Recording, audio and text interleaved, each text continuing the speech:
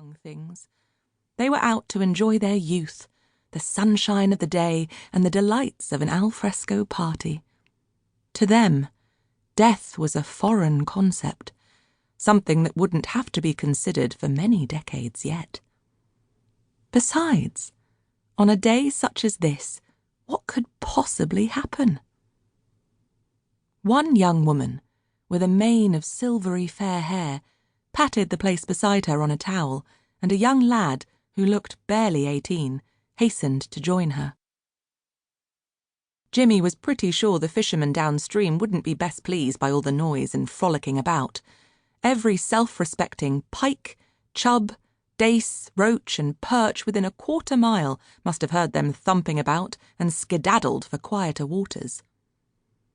One or two of the young men were quickly stripping down to their bathing trunks, obviously intent on cooling off in the water. He meandered on, smiling as one of the rather pretty girls shrieked as a lad scooped water over the side of the bank and splashed her. As he went past the group, however, he noticed a tall, freckled-faced man with a head of shockingly vibrant red hair, standing a little bit away and on the outskirts of the scene, watching with an expression of disdain on his face. This, and the fact that he looked to be in his mid-20s at least, and thus a few years older than the average student, made him look out of place. Jimmy was too intent on reaching the shade of some nearby trees to stop and pay any attention to the strangers and their doings. But as he walked on, he suddenly saw, up ahead, a plethora of disembodied heads floating along in what seemed to be the middle of the river. For a moment it brought him up short, but then, as they came better into sight, he realised they were just yet more revellers, arriving via 2 large punts. Punts, he noticed with a look of mixed alarm and amusement, that looked vastly overloaded and were lying very low in the water. Surely there shouldn't be that many of them crammed onto each craft. What was more, both of the lads who were standing on the rear platforms and wielding long punting sticks looked a little the worse for wear. And even as he watched, the punting youth on the lead boat called out some request to one of his passengers, who was sprawling dangerously close to the waterline. Thus admonished, the very slender youth, dressed casually in white slacks and shirt, and with a head of hair so fair it was almost white, reached obligingly underneath him and produced what looked suspiciously like an open bottle of champagne, which he handed up to his friend. The young man accepted it with a cry of triumph and casually stopped work to swig from it, tottering back a step.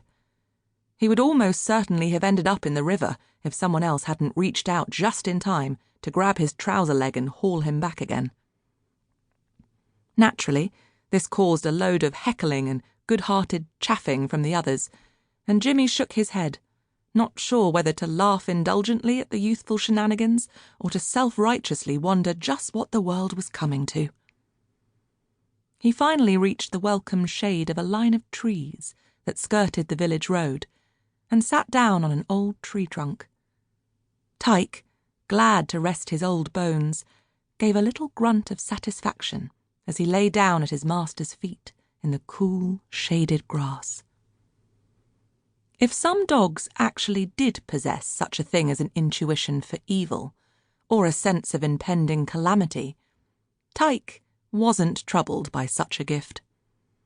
And so, for about 10 minutes, the retired milkman and his little dog simply sat there, listening to the drone of bees and watching yellow brimstone and orange-tip butterflies flitting about the meadow. Then a quick glance at his watch told him that his wife would be getting his lunch on soon, so, with a small sigh, he got up and began the return journey.